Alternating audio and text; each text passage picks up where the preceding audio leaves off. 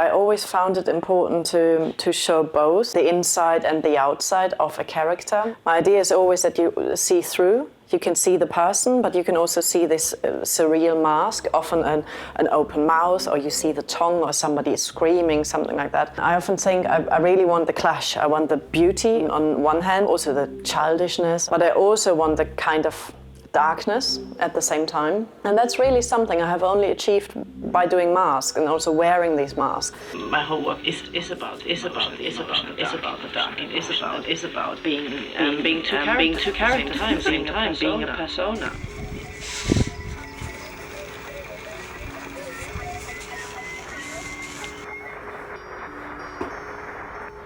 My name is Judas Companion, and I'm part of the McQueen project. I'm an artist and I work in making masks. I wear these masks, I perform in them. I film myself wearing masks. I do photo shoots. So the masks are made for McQueen. So it's a dress I picked, which is blue, ultramarine and black. So that was quite clear that those colors will be in the foreground. Pink came in because I thought about lips and mouths and tongues. The idea is to make a cage where the head sits in, and then the wound structure comes on top, so that you see the wound structure, you see sort of the appearance of a person, but then you slowly discover that this person is encaged. Here there's also a mouth structure involved. Here there isn't. That's kind of meant to be like a ball shape. I've made this little sketch ceramic when I was in Germany last time, which is like a really basic eye. And those will then be either attached to a wool mask, or they will sit on top of the face and then a wool structure comes on it. It's just going to be boring for 5 minutes. And I'm going to start doing the concrete now.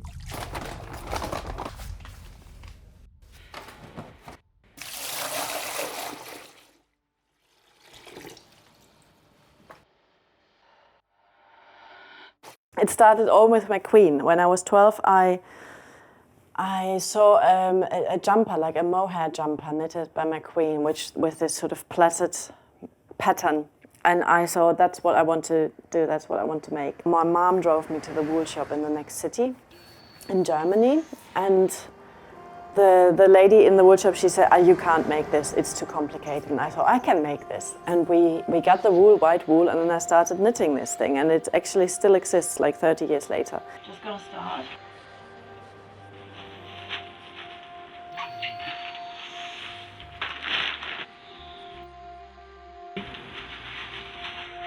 A mask for me means that I'm invincible. I can be somebody else, I can be something else, I can be anything I want, and nobody can hurt me in a way.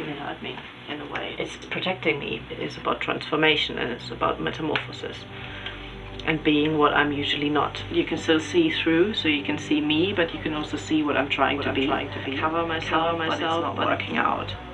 There's a failure somewhere in the system.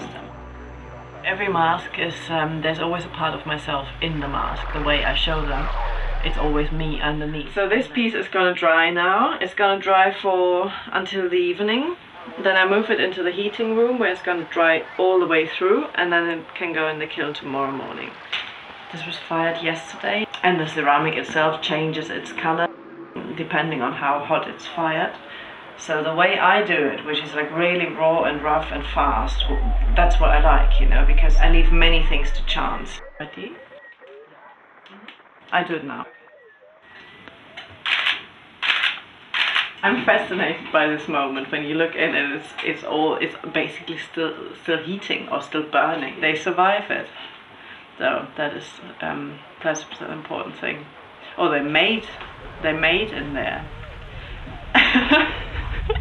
Dress I chose is quite strict, and I chose it because on the image you couldn't see the model's feet or hands because it's an oversized look, and I really liked the idea of, is there actually a person behind or is there not? Same as with the mask, you can second guess. Of course there will be a person behind because the model will be moving, but you don't really know.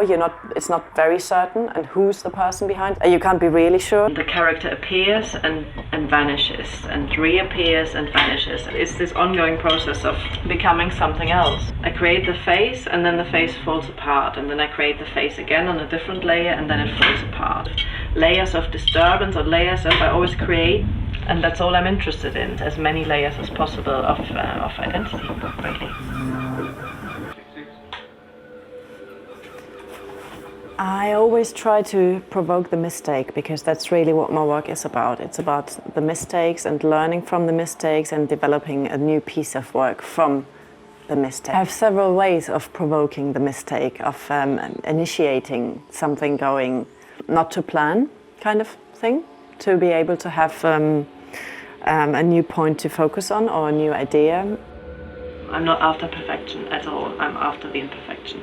I'm after seeing what's gone wrong, the mistake in the idea or the mistake in the perfect human being.